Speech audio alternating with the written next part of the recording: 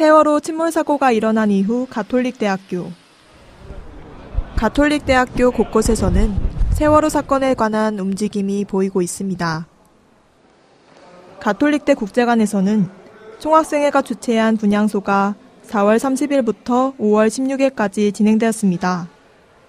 분향소 맞은편에는 노란 리본들이 보이는데요. 교내 분향소 운영을 주최한 27대 총학생회 측은 분향소 설치의 의의와 함께 세월호 참사에 대한 가슴 아픈 마음을 전했습니다. 먼저 이번 세월호 침몰 사고가 발생한 것에 대해서 굉장히 안타깝게 생각합니다. 그래서 저희 가톨릭대학교 학생들의 마음을 모아 이렇게 합동 분향소를 설치해서 운영하고 있고요. 오늘까지도 많은 분들이 애도의 마음을 표현해주고 계십니다. 다시는 우리나라에 이런 안타까운 사고가 발생하지 않기를 진심으로 기원합니다.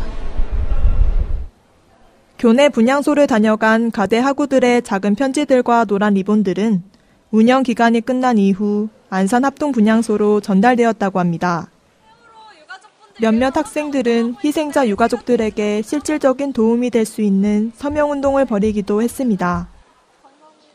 일주일간 모은 약 640개의 서명 또한 유가족들에게 잘 전달되었다고 합니다. 학내 기관들의 움직임도 볼 수 있었는데요. 성심교지에서는 대자보와 교수님들의 성명지를 게시했습니다. 성명지 밑에는 이에 대한 응원글도 보입니다. 그 옆에 학보사 게시판은 학생들의 메시지가 담긴 노란 도화지와 세월호 참사에 관련한 기사들을 볼 수 있었습니다. 세월호 참사는 국가 공권력에 의해서 시민이 어떻게 희생될 수 있는지 보여준 대표적 사례라고 생각하는데요. 이에서 저는 세월호 사건이 절대 잊혀져서는 안 된다고 생각합니다. 그리고 반드시 기억해야 될 사례라고 생각하는데요. 광주가 역사가 될 수 있었던 건 수많은 시민들의 기억과 그리고 역사의 증인이 계속 반복될 수 있어서 그렇다고 생각하는데, 이번 세월호 역시 절대 잊혀지지 말고, 육사 지방선거가 앞서져 있고 월드컵이 있더라 하더라도 절대 잊혀지지 말아야 될 사건이라고 생각합니다. 이에 세월호 사건 역시 하나의 해프닝이 아니라 하나의 사건, 역사가 될 수 있도록 계속 유지될 수 있길 바랍니다. 이렇게 가톨릭대학교에서는 분향소를 세우고 사건의 진상을 규명하자는 서명운동 등 다양한 움직임이 일어났습니다. 그렇다면 다른 대학교 학생들의 상황은 어떨까요? 중앙대학교 또한 추모를 위해 분향소를 설치했습니다. 해마다 열리던 축제를 가을로 연기하고 유가족과 구호활동에 보탬을 주기 위한 모금 행사도 진행하였습니다. 타 대학 학생들의 움직임을 알아보던 중 경희대학교 신문사인 대학 주보 측과 연락이 닿을 수 있었습니다. 세월호 참사를 추모하기 위해 구성된 경희인 모임은 정치외교학과 학생들과 함께 촛불 집회와 침묵행진을 진행했습니다. 다음으로 이 시기에 우리 대학생들이 가져야 할 태도에 대해서도 말씀해 주셨는데요. 20대라면 기본적으로 성인으로서 자신의 의사표현 정도는 충분히 할 수 있다는 입장이셨습니다. 이에 대한 방법으로 투표하는 것을 제안하기도 했습니다. 성공회대 안에서도 학생들의 많은 참여가 돋보였는데요. 학교 곳곳에 걸려져 있는 플랫폼을 통해 세월호 희생자들에 대한 애도의 분위기를 느낄 수 있었습니다. 학교 한켠에는 세월호 사건에 대한 진상규명을 바라는 서명운동도 진행되고 있었습니다.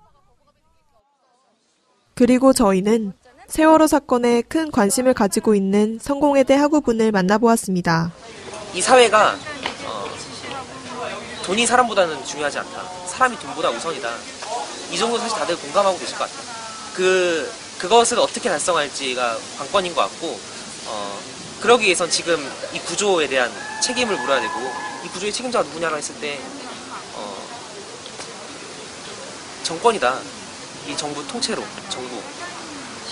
사실 사람들이 정부가 박근혜가 침몰시켰냐고 이런 얘기 하시는데, 제가 생각하는 건 박근혜 대통령 그 개인이 아니라 이 총체거든요.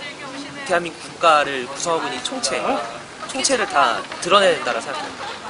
드러내고 바꾸지 않으면은 지금 빨리 선장을 교체하고, 대한민국의 선장을 교체하고, 이 배를 빨리 노후하고 낡은 구조 이런 걸 다 그냥 갈아엎지 않으면은 계속 이런 일이 벌어지지 않을까 싶어요. 물을 빼고 과적을 하고 선원들 다 비정규직을 쓰고 이런 문제 다 드러난 거잖아요. 세월호를 통해서. 사실 그거는 한국 사회가 이미 침몰해가고 있었던 과정들, 그게 세월호 침몰을 통해서 좀 극적으로 드러났다 생각해요. 그래서 이 문제가 한국 사회의 침몰, 과연 무엇을 의미하는 것일까요? 세월호 참사에는 여러 가지 문제점이 있었습니다. 그 중에서도 가장 궁극적인 원인, 컨트롤 타워를 볼 수 있는데요. 컨트롤 타워는 재난과 같은 급박한 상황이 발생했을 때 총체적인 지휘를 하는 곳으로 우리나라는 안전행정부 또는 그 위의 지시기관인 청와대가 있습니다. 이러한 컨트롤 타워가 제대로 작동하지 않아 해경의 초기 대응이 더디어졌던 것입니다. 즉, 전원 구조할 수 있었음에도 수많은 희생자가 나타났다는 것이죠. 이에 국민들은 진상규명, 책임자 처벌이라는 목소리를 높이고 있습니다. 대학의 움직임을 넘어 우리 사회 속의 움직임도 알아보기로 했는데요. 5월 3일 토요일, 가만히 있으라 집회를 가는 가톨릭대 학우 한 분과 동행할 수 있었습니다. 집에 가려고 하고 있는데 같이 가시는 다들 네, 오늘 같이 가볼 네. 갈까요? 네. 가연 씨가 집회로 향하는 이유는 무엇일까요? 맨 처음에 세월호 사건을 접했을 때는 되게 박근혜 정부가 그래도 안보를 강조를 하면서 나타난 이제 정부이기도 하고 행정안정부에서 안전행정부로 행정부서를 바꿀 정도로 의지를 많이 드러났기 때문에 약간 그런 믿음이 있었어요. 전원 다 구출될 거라면. 근데 시간이 지날수록 사망자 수는 점점 더 늘어나고 구조자 수는 변하지 않는 모습을 보면서 되게 실망과 슬픔을 많이 느꼈어요. 왜 아직도 사회는 이럴 수밖에 없는 비극을 탄생할 수밖에 없나. 이제 그렇게 한동안 많은 분들이 그랬다시피 저도 슬픔에 되게 빠져가지고 일도 손에 안 잡고 저 죽음이 저 비극이 내 일 같고. 가연 씨와 이런저런 얘기를 나누다 어느새 집회 장소인 홍대입구역에 도착했습니다. 5월 3일 오후 2시, 주최자인 용혜인 씨의 발언을 기점으로 집회가 시작됐습니다.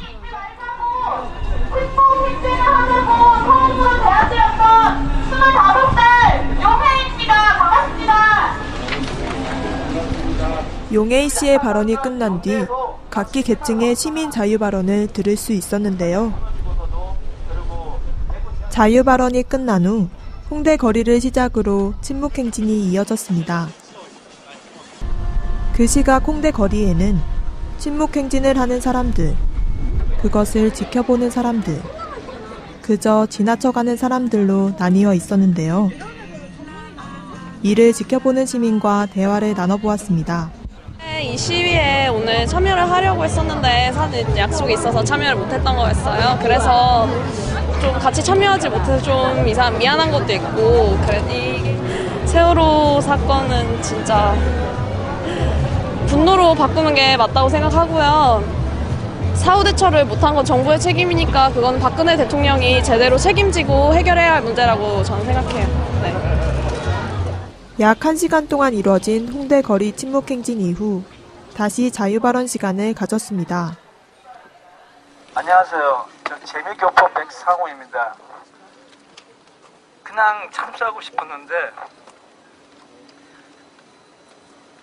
이 어린애들 300명 죽는 거 보니까 마음이 아팠습니다. 화가 납니다. 우리가 목적이 있어야 됩니다. 이렇게 모이고 또 흩어지면은 정부에서는 시간 끄는 겁니다.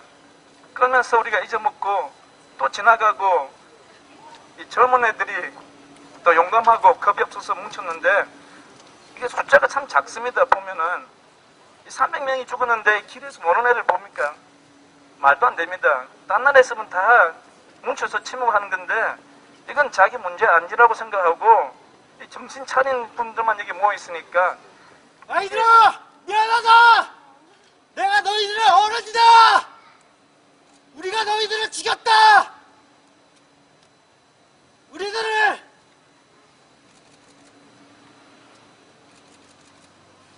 한 번만 더 용서해라. 미안하더라. 예정된 시간보다 좀 늦은 오후 4시 30분, 두 번째 집회 장소인 명동에 도착했는데요. 명동에서는 더 많은 시민들과 함께했습니다. 대체 왜? 누구의 잘못으로 많은 사람들이 차가운 물속에서 생을 마감해야 했을까요? 오후 6시 시청. 이곳 역시 희생자들에 대한 추모의 분위기가 느껴졌습니다. 마침 현장에 있던 한 시민과 인터뷰를 할 수 있었습니다. 그렇게 많은 시위가 있었음에도 불구하고 언론은 작게 이렇게 나갔던 것. 참여도도 많은데 확실히 언론이 이렇게 막고 있으니까 이게 답답한 심정이 더 올라오는 것 같아요. 시청에 도착한 가만히 있으라 행렬은 분향소 앞에서 엄숙한 분위기 속에 묵념을 하였습니다. 행진하면서 그 어느 때보다 되게 발언 신청이나 이야기를 하고 싶다는 얘기들이 많았는데 그런 발언이 많다는 것 자체가 사회가 개인들의 목소리를 좀 많이 억압하고 있었다라는 걸 반증하는 것 같고. 저녁 7시. 이날의 마지막 행진이 시작됐습니다. 행진 중에는 부조리한 장애인 등급제로 인해 돌아가신 송국현 씨의 분향소 앞에서 묵념을 하기도 했습니다. 행진을 응원하는 분들의 모습도 볼 수 있었습니다. 그러나 얼마 가지 않아 생각지 못한 난간에 부딪혔습니다. 경찰이 이 집회가 불법적이라는 이유로 행진을 막았습니다. 무슨 죄인지 저는 모르겠습니다. 그렇게 장시간의 대치가 이어지면서 집회 측은 그 자리에서 자유 발언을 시작했습니다. 경찰들도 우리의 통일권을 침해하고 있으니 자진을 하셨으면 좋겠습니다. 몇몇 간부의 사퇴를 바라는 게 아닙니다. 제발 우리가 그 친구들을 위로할 수 있게 당당한 사회를 만들어 주십시오. 긴 시간이 흐르자 지나가던 많은 시민들이 촛불을 들며 마음을 모았습니다. 경찰 측에선 약 2번의 경고를 하였고 3번의 경고 시 사법 처리를 하겠다는 선언을 했습니다. 그러나 2번의 경고를 한 그들은 얼마 지나지 않아 폐산하기 시작했습니다.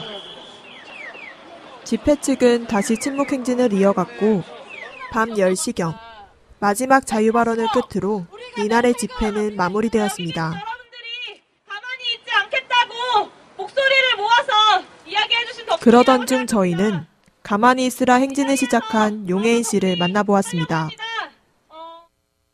혜인 씨는 이번 사건을 계기로 많은 시민들이 직접 밖으로 나와 행동을 할 수 있도록 돕고 싶다고 말했습니다.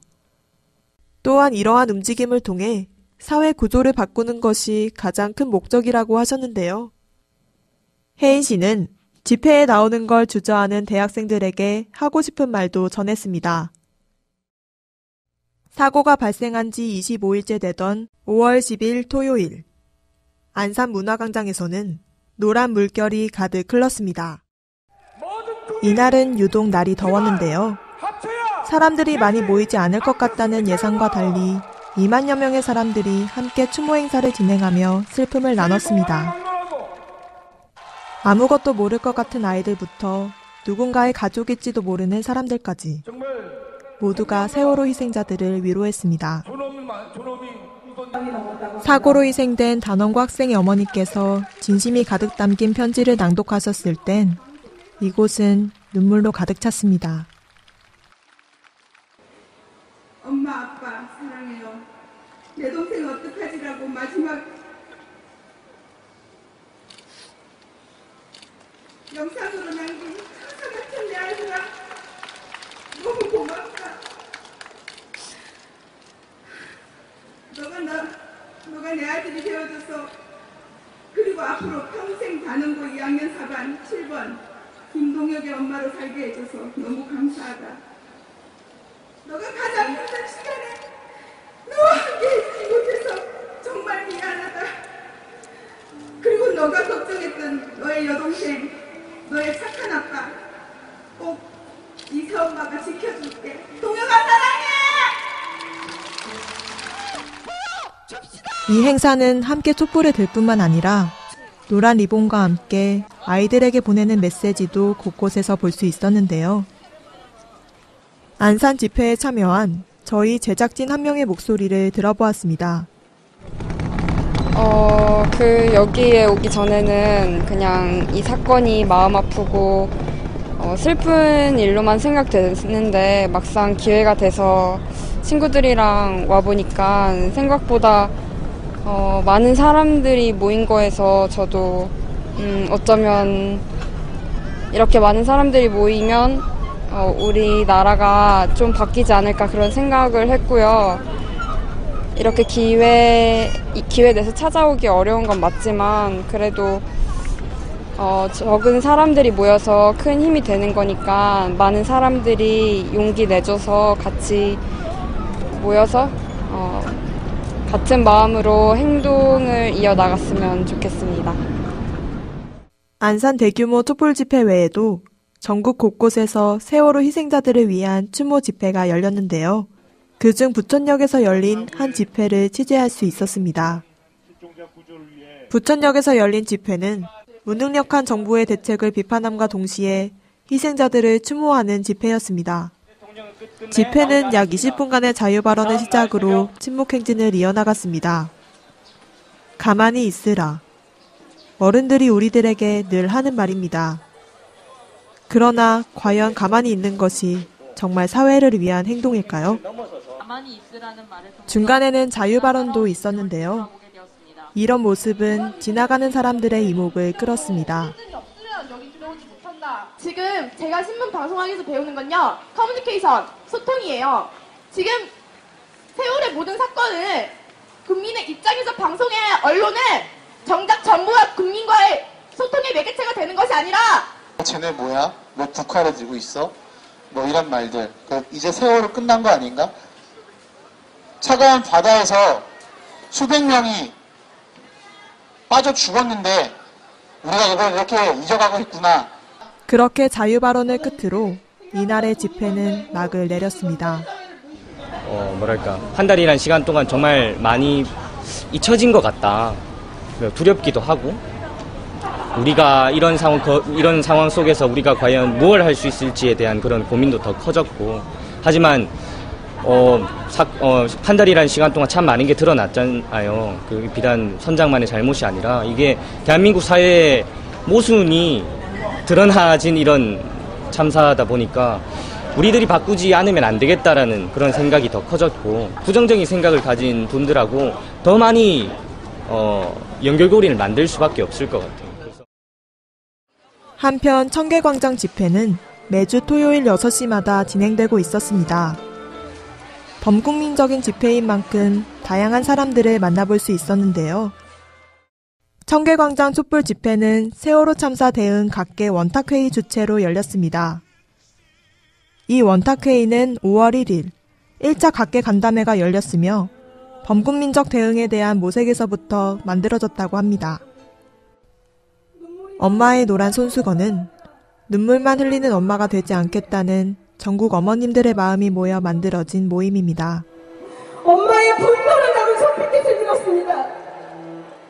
그렇게 행동을 시작했습니다. 스승의 날을 반납하고 모인 경희대 교수님도 계셨습니다. 가만히 있으라는 그 한마디, 어른들의 그 한마디만 믿고 그 깜깜한 어두컴컴한 배 안에서 이 앞에 서 있는 저는 그렇게 여러분들이 욕하시는 기레기 중에 한 명입니다. 이 자리에 설 자격조차 없는 그런 사람입니다. 하지만 그 기레기들도 이제는 가만히 있지 않겠습니다. 언론의 거짓 보도와 무책임한 자세가 논란이 된 만큼 이 기자의 발언은 이곳에 모인 시민들과 기자들에게 호응과 공감을 얻을 수 있었습니다. 7시 20분, 청계광장에 모인 사람의 수는 3만 명을 넘어가고 있었습니다.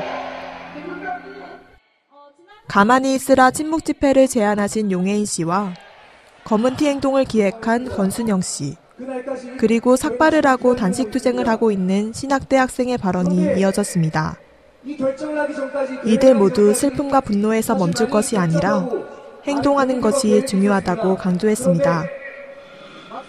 그날의 충격과 공포를 다시 한번 떠올리며 우리 모두가 잊지 않고 행동할 수 있기를 기도했습니다. 어느덧 3만 명의 사람들이 임시 분향소를 향해 촛불을 들고 행진하기 시작했습니다. 그러던 중 경찰들은 시청을 향해 행진하던 수많은 사람들을 막아 세웠습니다. 그 길이 청와대로 향하는 길목이라는 이유였습니다. 그리고 이날 몇 명의 집회 참가자들은 방패와 공권력에 막힌 채 연행되는 일도 발생하였습니다. 공권력 앞에 힘없이 무너져버린 국민들은 다시 한번 용기를 내어 시청 광장을 향해 행진했습니다. 박근혜가 책임져라! 박근혜가 책임져라! 특별법을 제정하라! 9시 50분. 긴 길을 돌아 드디어 시청에 있는 임시 분향소에 도착했습니다. 수많은 사람들은 꺼지지 않는 촛불 앞에 진심을 담은 피켓을 들고 잊혀지지 않도록 함께하겠다고 약속했습니다. 아!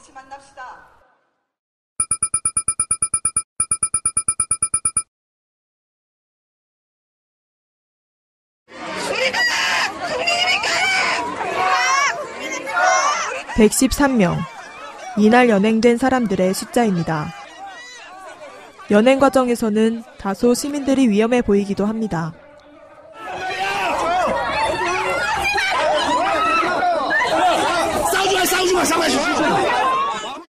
경찰은 이 연행이 합법적이었다고 말합니다. 이에 반해 민주사회를 위한 변호사 모임 측은 경찰들이 무리하게 법을 적용한 것이라 말했습니다. 본격적인 진압 작전이 시작됐습니다. 근데 너무 화가 났던 건 용역 들러붙으세요 라는 내용을 방송을 합니다. 근데 용역이 그런 상황에 언제나 있는다는 거 아는 얘기긴 하지만 지금 이 진압 대상이라고 여겨지는 사람들을 뭐라고 생각하는지에 대한, 근데 저는 이 진압 과정에 대해 굉장히 문제를 제기하고 싶은 게 이렇게밖에 연행을 못하나라는 얘기를 하고 싶은 거예요. 한 친구는 그 자리에서 귀에 뜯겼거든요. 경찰이 이제 귀걸이 잡고 뜯어버려가지고. 장애인을 향해서 최루액을 뿌리는 경찰 저지하다가 잡혀가고, 한 친구는 구호 외치다가 잡혀가고, 나올 때 한 경찰이 저를 향해서 했던 얘기가 있는데 정말 안쓰러운 표정으로 저를 봅니다. 학생 이용당하지 말고 집에 빨리 돌아가요 라는 얘기를 했어요. 제가 합리적이고 이성적인 판단을 통해서 그 자리에 간 거죠. 이렇게 전국 곳곳에서는 지금까지도 세월호에 대한 움직임이 일어나고 있습니다. 그렇다면 우리 국민들은 앞으로 어떻게 해야 할까요? 세월호 참사에 대한 성명서를 내신 가톨릭대 교수님 중 한 분과 대화를 나눠보았습니다. 이 사회를 이끌고 이렇게 가고 있는 그런 성장과 경쟁만을 추구하는 이데올로기와 제도 그 자체가 바뀌지 않는 한은 참사가 언제고 되풀이될 수 있다는 점을 지적하고 싶었던 거죠. 공동체보다 개인을 앞세우고 또 공존보다는 경쟁, 안전보다는 경제적 이익을 앞세우는 한이 문제가 근본적으로는 해결되지 않는다. 이렇게 판단합니다. 이번 참사가 사회 시스템을 국민들의 안전과 행복을 지향하는 방향으로 개조하는 그런 계기가 될 수 있으려면 어떤 국민들의 움직임이 반성하는 차원에서의 운동으로 발전할 수 있어야 될 겁니다. 그런데 그런 그 분노와 저항이 일과성으로 끝나는 것이 아니고 지속적이고 또 확장성이 있는 사회운동으로 발전할 수 있도록 우리는 인식을 해야 될 겁니다. 애도도 중요하지만은 무엇을 어떻게 할 것인가 하는 것에 대한 성찰적인 움직임이 뒤따랐으면 좋겠습니다.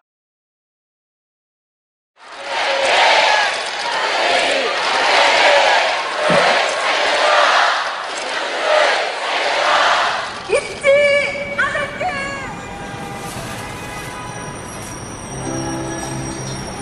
우리는 정말 어떤 사회 속에 살고 있는 것일까요? 일어나서는 안 될 참사가 일어난 지 2달이 되어가고 있습니다. 우리는 모두 함께 아파했습니다. 하지만 함께 슬퍼하고 위로하는 것에서 나아가 생활 속에 스며들어 있는 부조리들을 서서히 고쳐나가는 것도 중요할 것입니다. 우리, 그리고 당신. 벌써 잊고 계시진 않으십니까?